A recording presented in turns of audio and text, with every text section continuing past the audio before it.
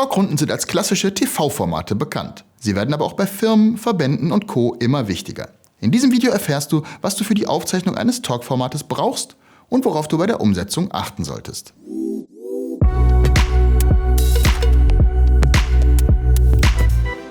Herzlich willkommen bei Mindmapped. Mein Name ist Alexander Lorenz, ich bin Filmemacher und Gründer der Videoagentur Mindmapped. Gesprächsrunden mit mehreren Teilnehmenden sind hervorragend dafür geeignet, komplexe Themen aus verschiedenen Blickwinkeln zu beleuchten und konstruktiv oder unterhaltsam in einen Meinungsaustausch zu kommen. Deshalb sind sie sowohl im politischen Metier als auch in Unterhaltungsformaten sehr beliebt. Und auch viele Unternehmen setzen mittlerweile auf Gesprächsformate, sei es im Marketing, zu PR-Zwecken oder in der internen Kommunikation. Auch bei Konferenzen und Events sind Talkformate verbreitet. Sie können der Vermarktung dienen, indem sie Expertenwissen vermitteln, Diskussionen anregen oder Publikumsfragen beantworten. Unternehmen können Talkformate nutzen, um ihre Marke zu präsentieren, ihre Produkt- oder Dienstleistung darzustellen oder Branchentrends zu diskutieren.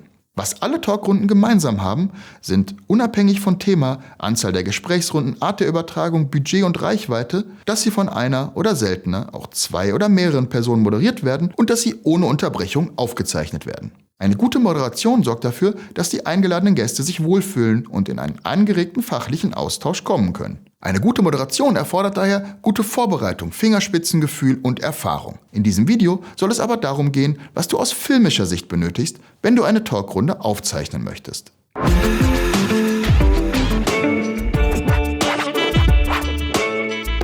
Es gibt 3 Szenarien, in denen du Kameras bei einer Talkrunde einsetzt. Für eine Aufzeichnung, für eine Live-Übertragung oder um vor Ort Nahaufnahmen zu projizieren. Oft werden auch 2 oder mehr dieser Szenarien gleichzeitig umgesetzt. Weitere wichtige Faktoren, die die Art beeinflussen, wie das Set für deine Talkrunde eingerichtet sein sollte, ist die Frage, ob es Publikum vor Ort gibt oder nicht und wie der Ort, an dem du drehen willst, ansonsten beschaffen ist. Zeichnest du zum Beispiel eine Gesprächsrunde mit 4 Teilnehmenden und einem Moderator auf einer Theaterbühne auf, wirst du die Redenden auf der Bühne am besten in einem langgezogenen Halbkreis auf der Bühne anordnen, damit sowohl das Publikum vor Ort als auch die Menschen, die die Aufzeichnung sehen, einen guten Blick haben. Wenn du aber in einer Runde drehst, bei der du auch die Umgebung zeigen willst oder kein Publikum vor Ort ist, bist du grundsätzlich freier in der Anordnung deiner Protagonisten. Im Prinzip kannst du sie in einem Kreis anordnen und von allen Seiten filmen. Einen sehr großen Einfluss darauf, wie es am Ende tatsächlich aussehen kann, haben aber Budget und zur Verfügung stehende Technik.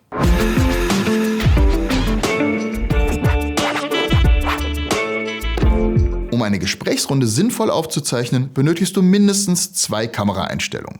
Eine davon sollte immer eine weitere Einstellungsgröße zeigen als die andere. Je weniger Kameras du einsetzen kannst, desto wichtiger ist es, dass jede Kamera zu jedem Zeitpunkt ein brauchbares Bild zeigen kann, also ein Bild, auf dem mindestens eine sprechende Person von vorne zu sehen ist. Praktisch bedeutet das, wenn du nur 2 Kameras auf Stativen hast, sollte deine Gesprächsrunde so angeordnet sein, dass du alle von vorne sehen kannst. Ein häufiges Szenario ist dabei, dass eine Kamera von vorn als Totaler eingerichtet ist, also dass sie immer das ganze Panel zeigt, während 1 oder 2 Kameras zu den Seiten versetzt wechselnd Nahaufnahmen, Zweier- oder Schwenks aufnehmen. Je nach Budget, Veranstaltungsort und Inhalt der Runde können auch Kranfahrten, Schienenfahrten, Steadicam und mehr unterschiedliche Perspektiven zum Einsatz kommen.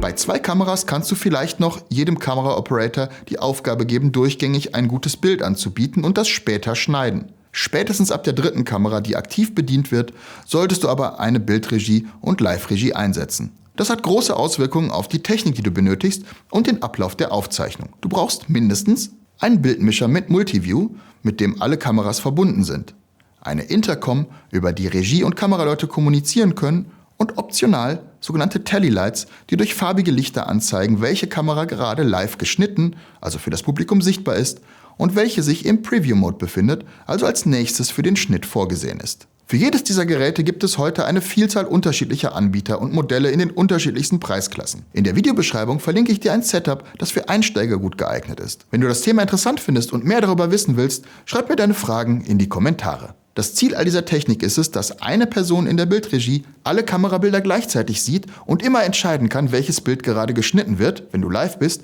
oder geschnitten werden könnte, wenn du für eine spätere Veröffentlichung aufzeichnest. Wenn die Kamerabilder zu ähnlich sind oder nicht das zeigen, was im Schnitt benötigt wird, muss die Person Kommandos an die Kameraleute geben. Besonders wichtig ist, dass die Kameraleute wissen, ob ihre Kamera gerade live zu sehen ist. Das kann durch ein Tally-Light angezeigt werden. Wenn du aber keins hast, müsst ihr euch auf klare sprachliche Signale verständigen. Beispielsweise könnten die Kameras nummeriert sein und jedes Mal, wenn Kamera 1 geschnitten wird, kommt eine Ansage über Intercom Kamera 1 drauf. Andere häufige Kamerabegriffe, die bei solchen Formaten wichtig sind, beziehen sich auf die Einstellungsgrößen und Zooms.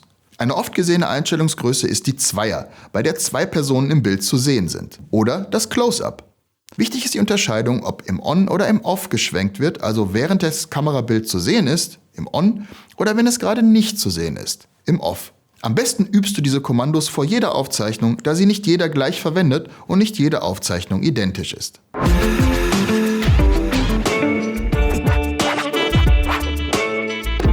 Talkrunden brauchen eine gute Mikrofonierung, die immer nah an den sprechenden Personen ist. Dazu bieten sich Headsets, Ansteckmikrofone, Handmikrofone oder Tischmikros an. Alle haben ihre eigenen Vor- und Nachteile und sollten von einem Tontechniker mit einem Mischpult bedient werden. Gerade bei wechselnden Sprechern, bei digitalen Zuschaltungen oder wenn anderer Ton im Raum abgespielt werden soll, ist ein Tontechniker sowieso dringend ratsam. Achte auch darauf, dass deine Intercom und die Mikrofonierung der Gäste sich nicht technisch in die Quere kommen. Eventuell möchtest du auch einen Rückkanal zu einer Person auf der Bühne haben. Dafür brauchst du dann entweder einen separaten Kanal in deiner bestehenden Intercom mit In-Ear oder du setzt auf ein separates System, was nur für diese Übertragung zuständig ist. Eine andere Möglichkeit, die für viele Moderatoren einfacher und in der Umsetzung kostengünstiger ist, ist es, Regieanweisungen oder zum Beispiel Publikumsfragen schriftlich auf ein Tablet zu senden.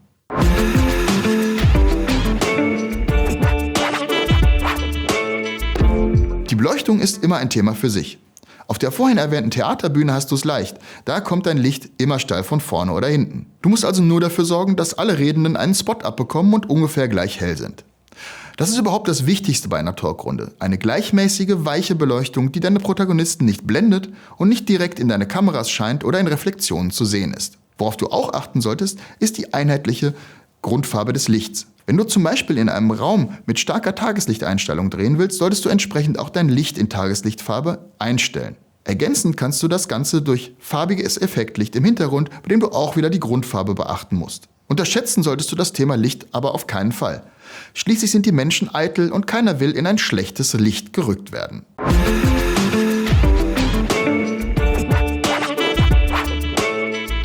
Die besondere Herausforderung an Talkrunden liegt sicherlich darin, dass die meisten live oder wie live, also ohne Unterbrechung und Möglichkeit, einzelne Teile zu wiederholen, aufgezeichnet werden. Deshalb ist es extrem wichtig, alles so gewissenhaft wie möglich zu proben und das möchte ich dir auch wirklich ganz dringend empfehlen. Am besten mit den echten Protagonisten, Kameraleuten und Co. Und natürlich mit der richtigen Technik. Wenn dir dieses Video gefallen hat, würde ich mich über ein Like und ein Abo von dir freuen.